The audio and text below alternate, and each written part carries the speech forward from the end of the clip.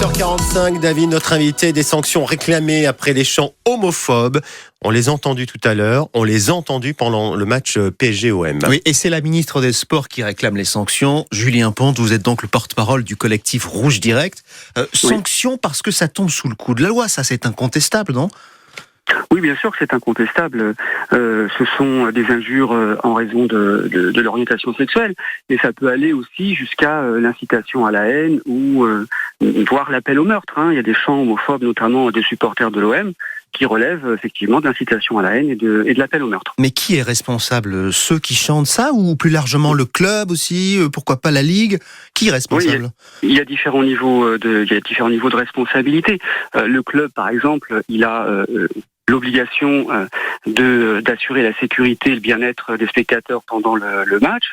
La Ligue de football professionnel a la responsabilité de l'organisation du championnat de France, donc elle doit aussi faire en sorte que les déplacements et puis les matchs se déroulent bien. Et puis il y a la responsabilité des supporters qui chantent, qui décident de chanter, d'utiliser du vocabulaire homophobe, ce qui est effectivement interdit par la loi. L'injure homophobe, elle peut aller jusqu'à 1 an de prison et puis 45 000 € d'amende. Donc, sauf que c'est jamais condamné ainsi. Il faut être franc.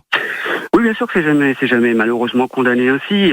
Alors, la commission de discipline de la LFP parfois se saisit des signalements qu'on peut lui faire, mais c'est très rare. Et puis les sanctions ne sont jamais assez dissuasives.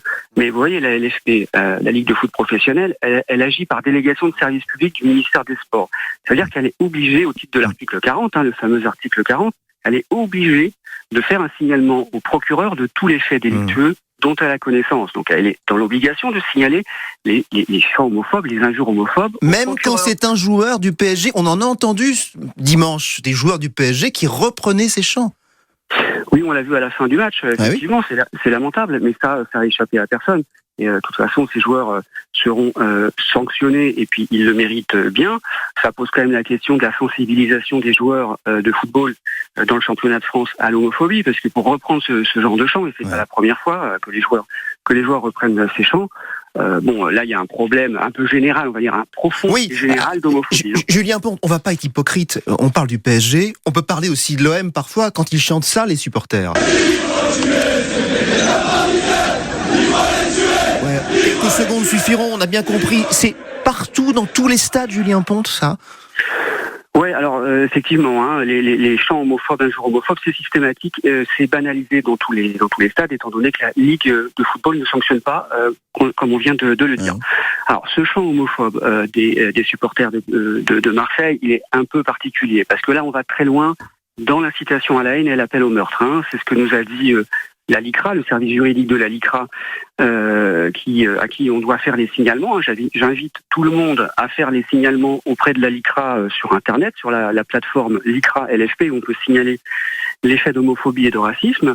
Donc oui, avec ce chant-là à Marseille, on a un grand problème, mais on ne comprend pas, franchement, pourquoi le maire, qui est la mairie de Marseille, est propriétaire du stade Vélodrome.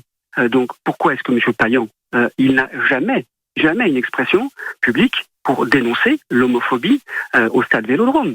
Je vous dirais que c'est pareil pour Anne Hidalgo. On l'entend pas du tout, alors que le Parc des Princes est propriété de la ville de Paris. Elle réagit jamais aux injures homophobes. Donc il y a un problème. D'accord, mais dites-moi, sur un terrain, le patron c'est l'arbitre. Pourquoi l'arbitre ne siffle pas et dit tout le monde rentre au vestiaire lorsqu'il entend ça ? On le fait bien pour les insultes racistes.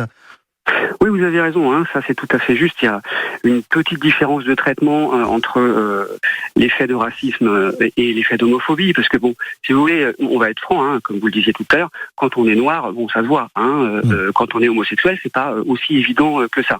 Donc quand des joueurs noirs sont visés par des cris de singe ou des jets de bananes, ça peut arriver, et c'est très grave. À ce moment-là, ils ont spontanément le réflexe de dire à l'arbitre « Stop, terminé, maintenant on arrête ». Et l'arbitre fait bien d'arrêter le match.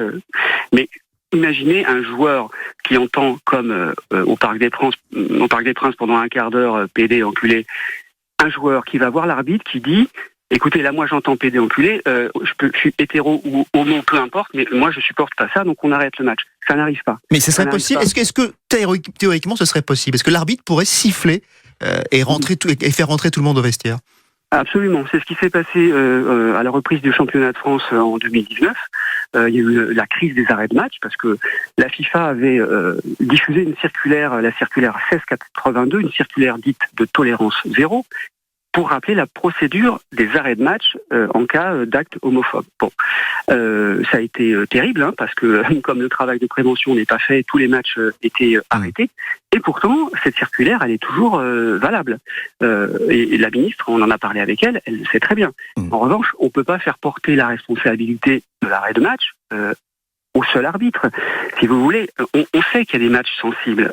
Par exemple, le 31 mars 2024, il va y avoir un OM-PSG. Ouais. Nous, on prévient la LFP, la préfecture, on prévient la mairie. Attention, 31 mars 2024, OM-PSG, attendez-vous à ce qu'il y ait des chants homophobes. Qu'est-ce que vous préparez? Attendez, Julien, vous dites ce matin pour arrêter ou pas le match. Oui. Vous dites ce matin que pour OM-PSG, ce serait bien qu'on menace d'arrêter le match s'il y a ce genre d'insulte. Ça doit faire partie des choses à annoncer. Voilà. Merci. Ça fait partie des choses. Il faut qu'on prépare. Il faut que la LFP, la mairie, les forces de police préparent intelligemment ce match pour éviter ce genre de débordement, pour prévenir, pour désamorcer toutes les formes de violence qu'il pourrait y avoir.